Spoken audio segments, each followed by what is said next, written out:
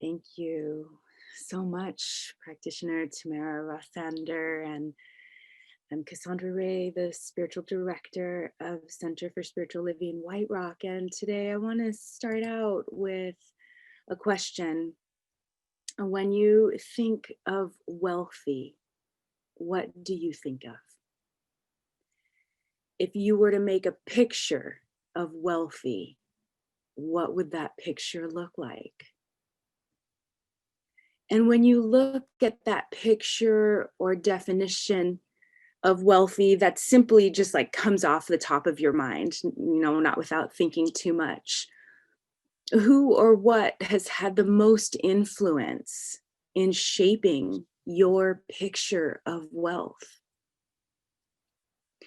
For me, some of the biggest influences were never said out loud or directly.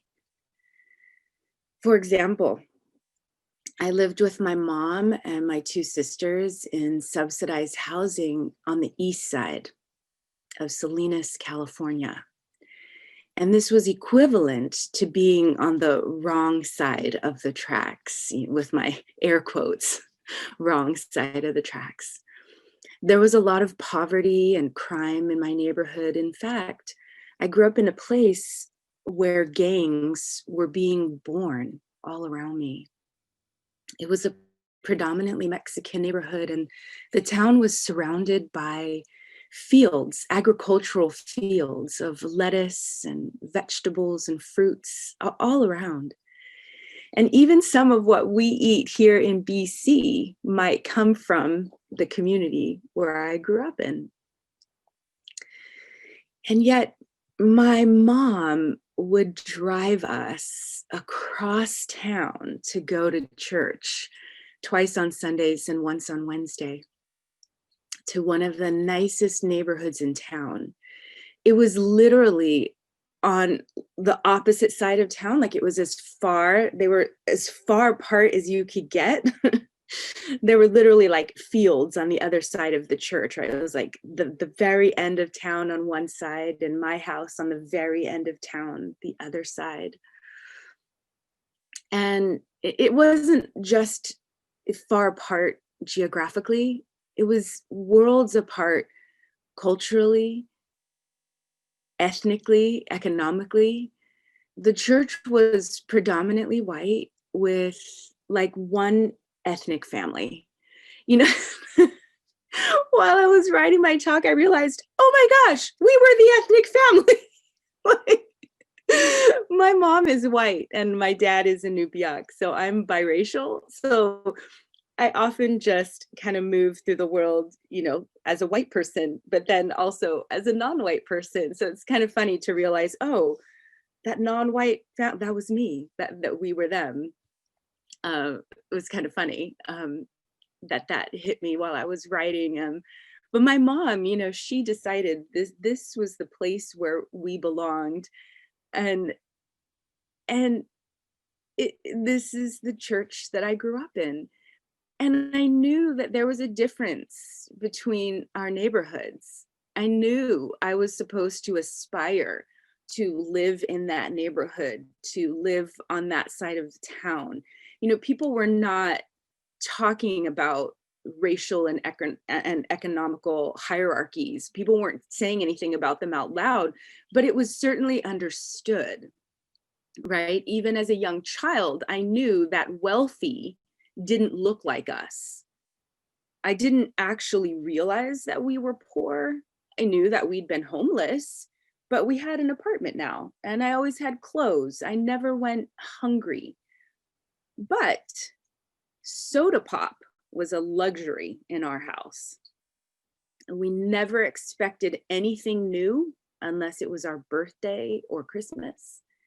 And we were even one of those families that was adopted during the holidays, where people bring you presents and food. That was actually one of my best memories as a child because there was so much stuff.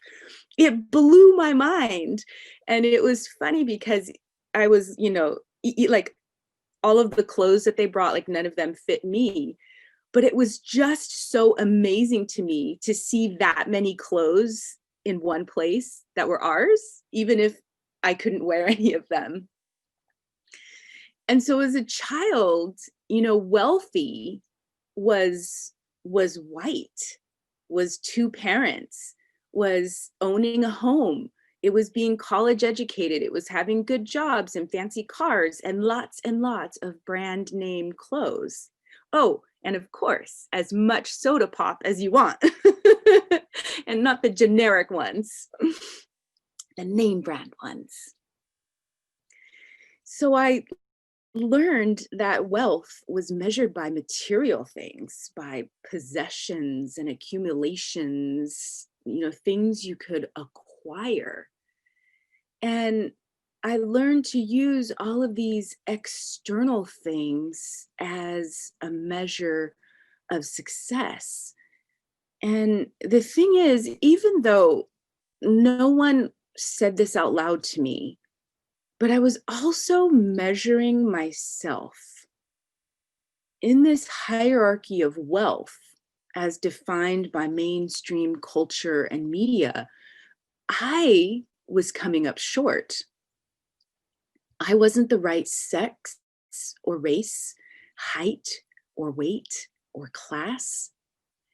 And even though no one ever told me directly that I didn't measure up, it was all around me. These messages were all around me, and I believed it. And so while I was trying to measure up and trying to, like, I don't know, acquire and prove myself, there was also this like growing agitation inside of me. The trying and the agitation grew until it was like a full on anger. And anger was part of my path. I'd even say that it was a sacred part of my path of becoming, because it was anger that gave me the courage to leave the status quo in search of something else. If I hadn't been angry, I might have just remained complacent and continued to try to measure up. But one of the things that I found as part of my quest was the Centers for Spiritual Living. And here there was a different message, a new thought about wealth, about who could have it and how to get it. It was here that I learned about the creative power of thought and that our consciousness creates. That new ideas can unfold not only in my mind, but they can unfold in my life. And so I learned that the natural state of the universe is abundance. That there's this natural flow of good with a capital G. And your good are all the things that sustain you as well as energize and delight you. And we teach here that everyone is worthy of their good, that you are worthy of your good. What you think, how you feel, what you say, and what you do have the power to open you up or shut you off from your good. And the creative power of your own mind is the key to unlocking your good. So at the same time as I'm learning these new ideas about how we really get things in life, there was also this brand new definition of God. That God isn't a guy in the sky looking down on you and judging you. No, here, God is the essence of everything. God is the energy back of all life. God is a presence and a power, and God is freely giving itself to everyone equally. In fact, God is loving, generous, and supportive. When I first came here, that blew my mind. And my part was to open my mind and heart to a new truth. I had to look past my social conditioning of not enough and see a deeper truth of infinite enoughness. And I'll tell you that one of my own personal stumbling blocks on this path of discovery and awakening and abundance has been my own sense of self-worth. The science of mind and spirit says that the gifts of abundance, prosperity, and wealth are already here. That God or source or spirit universe is the source, substance, and supply of everyone and everything. And the way we receive is through our thinking. I believe that God, spirit, universe is my source. And by our faith, that I know that God, spirit, universe is right where I am. And by our feelings, that I'm grateful for the gifts that I already have, that are already here, and the ones that are on their way. And by our actions, I give as a reflection of the abundant nature of the universe. And when I give from a place of faith and joy, it is multiplied abundantly. And not just for me, but for everyone. And so nowhere in there does it say that I must prove my worthiness. Why not?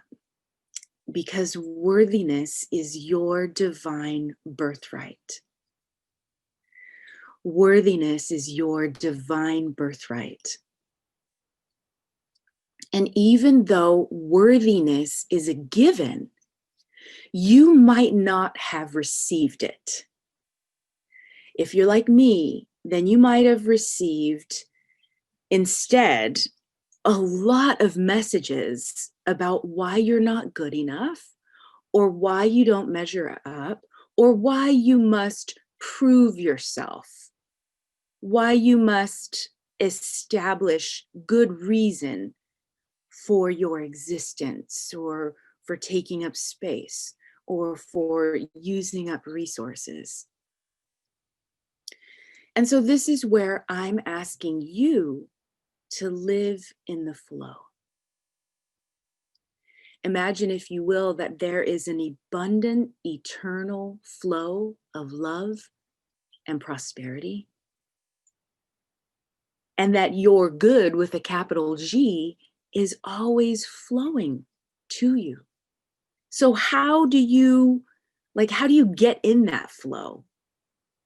And I'm going to talk about 3 practices to live in the flow. And the first practice is to consciously receive the love that is here for you now. You see, you are loved by life itself. You weren't designed to hurt yourself or anyone else. You're fully loved as you are right now, lumps, bumps, and all. And you aren't meant to fail. In fact, the universe is fully supporting your perfect unfoldment.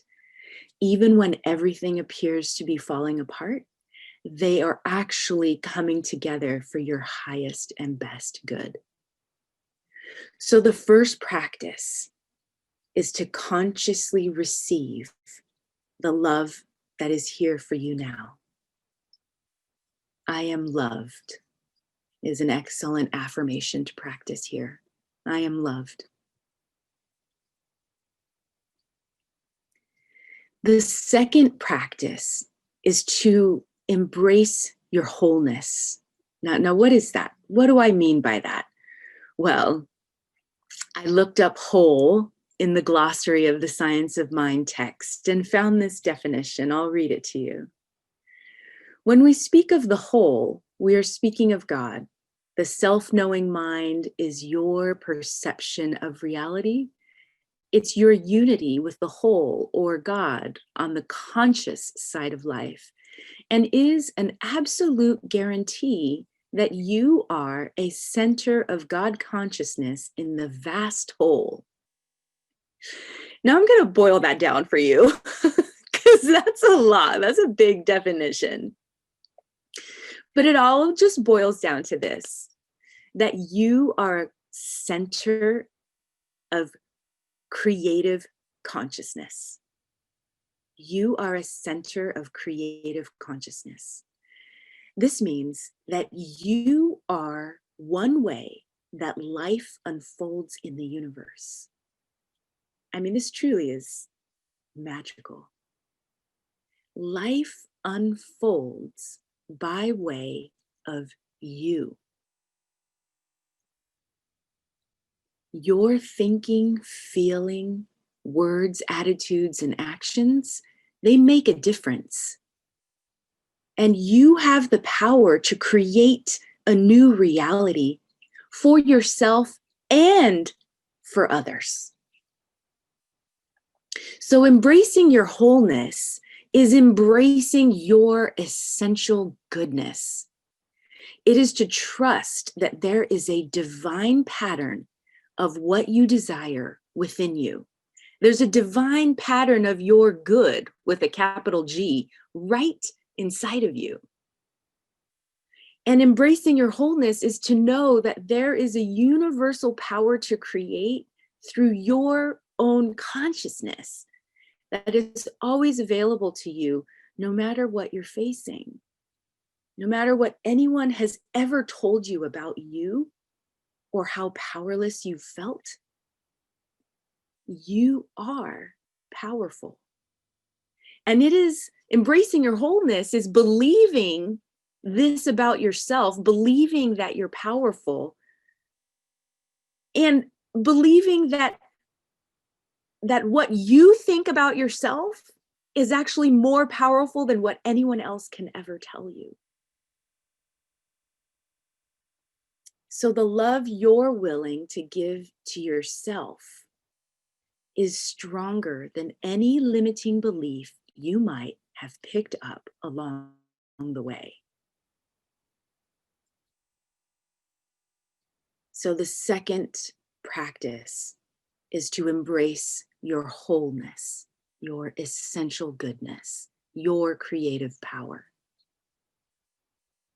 And the third practice is to give. The third practice is to give. And it is to give what you want to receive. So knowing that you're loved and that you've been given this power to create and that you're fully supported by the universe itself, what are you willing to do? How can you give, or what can you give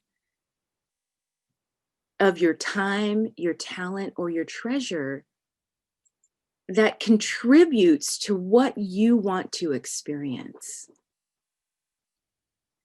So this third practice comes from the generosity and courage of your own willingness to try something new, to give something of yourself, to contribute, to offer up something of your own. And I'm just going to use an example because I'm recovering right now from just your everyday average cold. And so how can I use these practices to realize my health? Well, the first practice is to remember that I am loved and supported by the divine even when I feel poorly. And the second practice is to remember that there is a divine pattern of perfect health inside of my body. The essence of my body is health, harmony, strength, and vitality.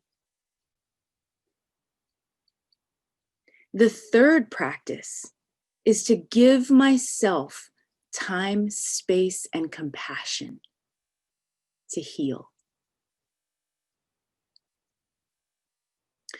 So think about what you want to experience. What do you want to experience? Practice receiving the love of the universe, embracing your wholeness, and giving what you want to receive. And whenever you feel that fear or hear that doubt that says you aren't good enough, just pause.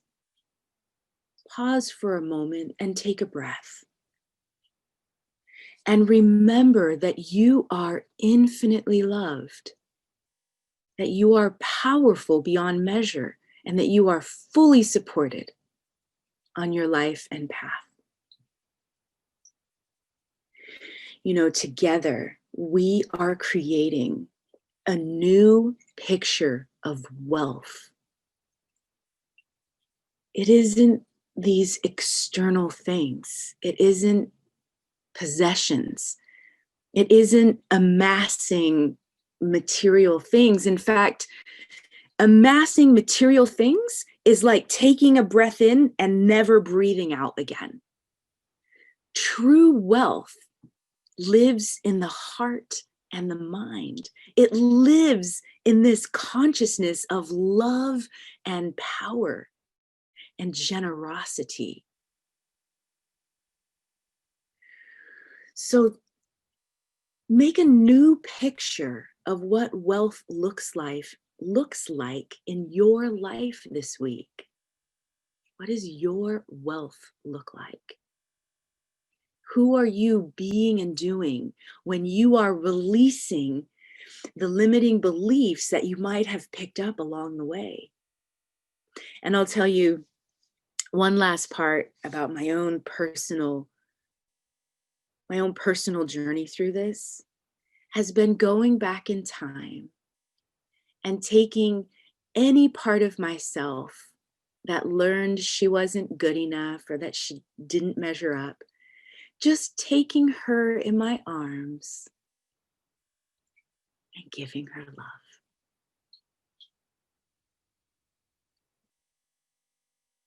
This you always have the power to do, to love yourself and to know that the universe or God or higher power is loving you unconditionally as you are. You are here on divine purpose with precious gifts to bring to humanity, to your world, to the world. And when we practice receiving this love and embracing our wholeness and giving of our time, talent, and treasure, you and I, my dear, we create a new world. And when I think about some of the scary things that are happening in the world right now,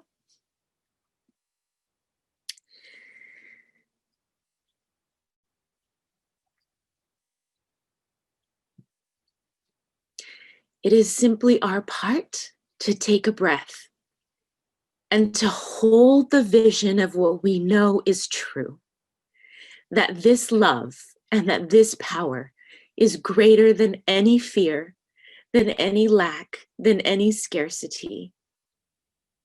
And when we do this collectively as a community, when we get involved and we get engaged and we give and we take action,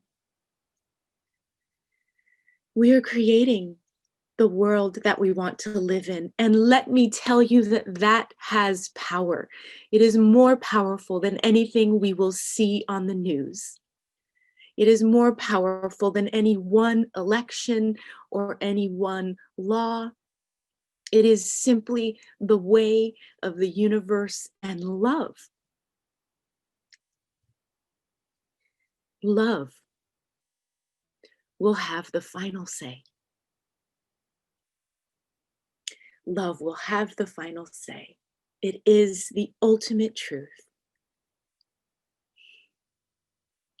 And so know that I love you and I want you to flourish. And so it is.